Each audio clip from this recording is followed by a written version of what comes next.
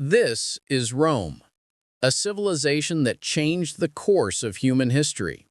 A small city that rose to dominate the world.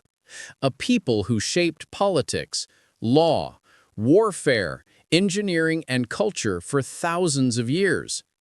In this documentary, you will witness the complete story of Rome, its birth, its glory, its wars, its heroes, its emperors, its triumph, and finally, its fall. Through this 90-minute journey, we will travel from the banks of the Tiber River to the mighty Colosseum, from the Punic Wars to the assassination of Julius Caesar, from the Great Fire of Nero to the last days of the empire. So, sit back as we open the gates of time and enter the extraordinary world of ancient Rome. The story of Rome begins with a myth, the legend of Romulus and Remus, twin brothers raised by a she-wolf destined to build a great city. But a conflict arose. Romulus killed his own brother, and the city they planned together was named Rome, after Romulus. That is the legend, but the real history is more grounded. Around 753 BCE, Latin, Sabine, and Etruscan tribes settled around the Tiber River.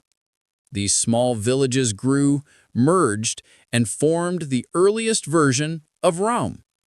In the beginning, Rome was a monarchy. The Etruscan kings built temples, markets, and city structures. But their power grew unchecked, and so did their cruelty.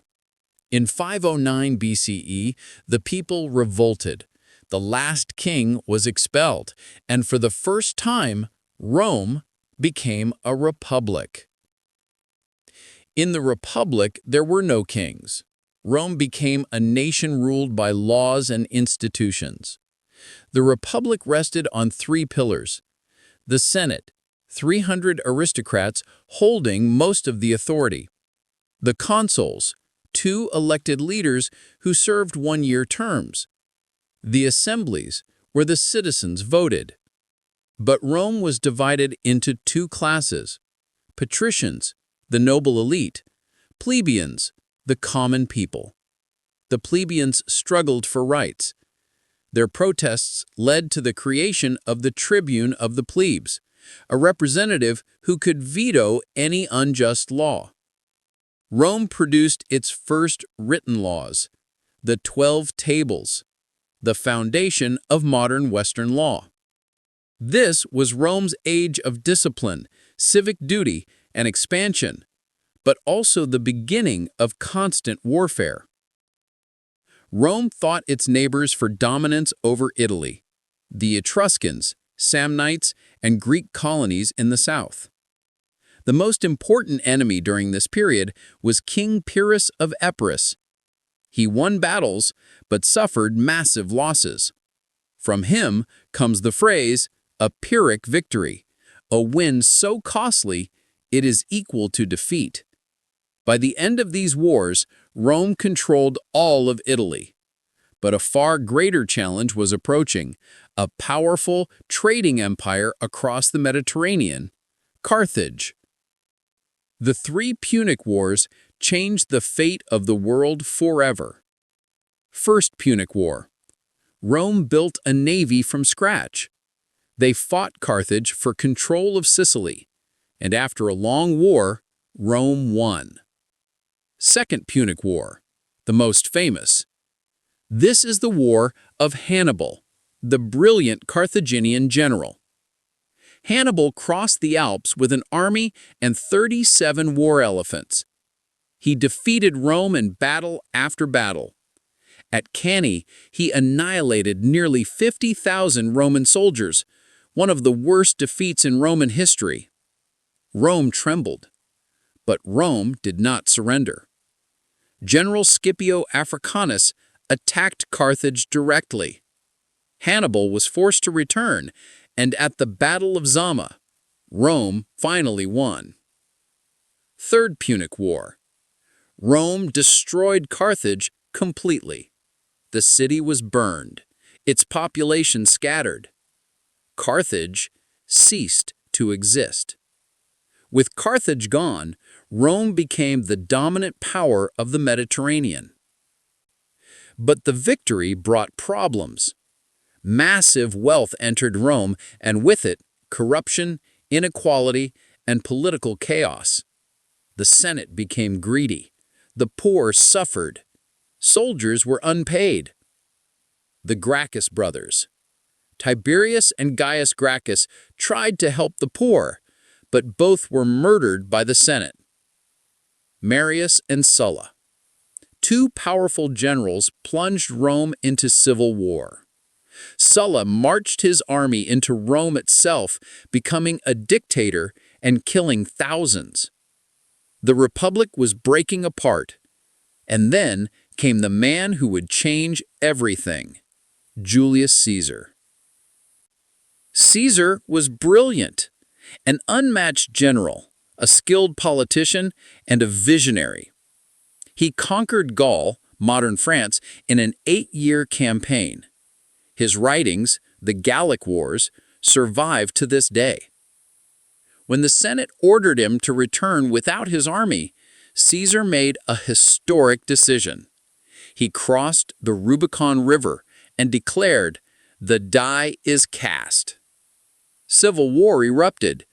Caesar won and became dictator for life.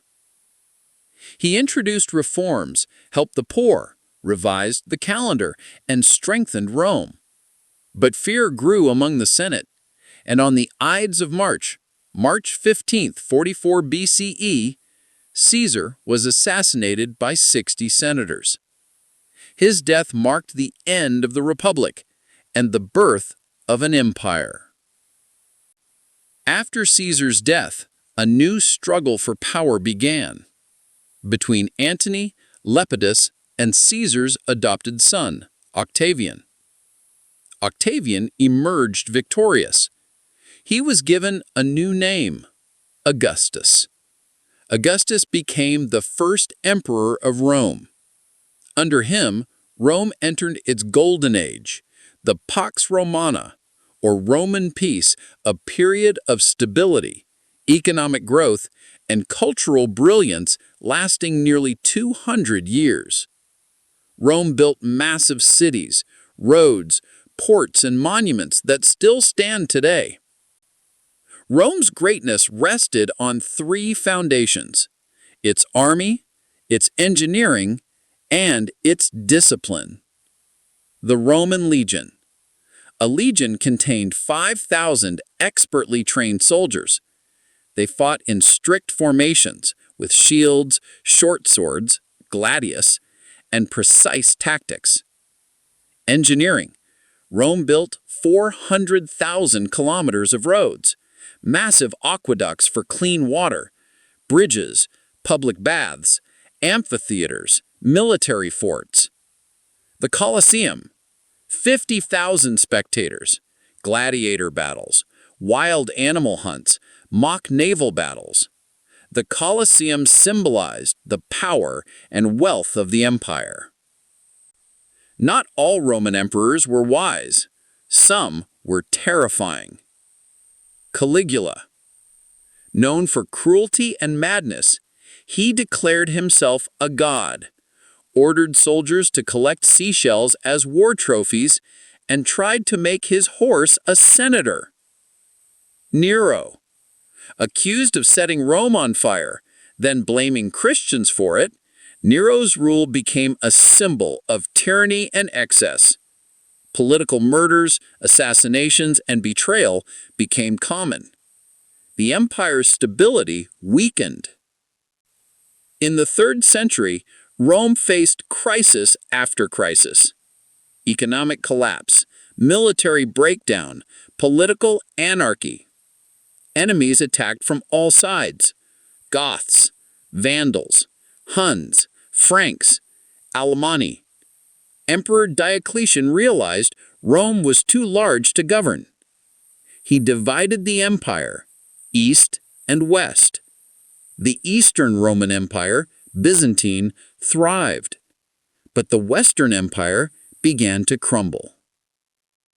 In 410 CE, Alaric and his Visigoth army sacked the city of Rome.